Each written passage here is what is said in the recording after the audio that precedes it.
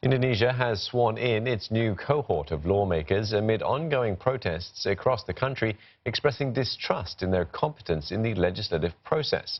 575 newly elected members of the House of Representatives were inaugurated in Parliament today in a ceremony witnessed by President Joko Widodo. Saifabari Ismail reports.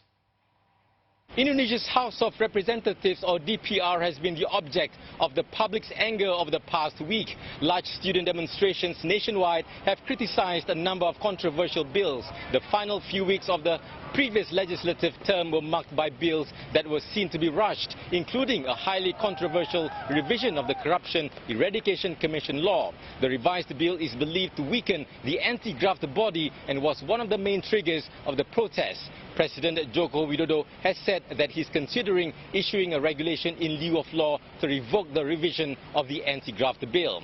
The newly elected lawmakers will have a challenging 5 years ahead, beginning with 5 bills that were carried over from the last legislature, including the contentious Criminal Code bill. The incoming House will have many familiar faces. More than 50% of the members are incumbents, and observers are skeptical that the legislative body will be able to turn around public opinion.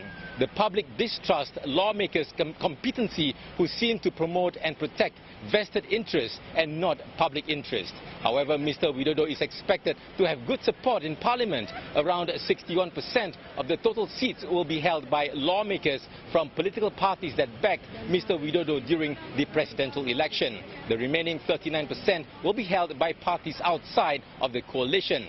The Gerindra Party, the Democratic Party and the National Mandate Party, which were part of the opposition coalition during the election, have said that they would consider supporting Mr. Widodo's administration.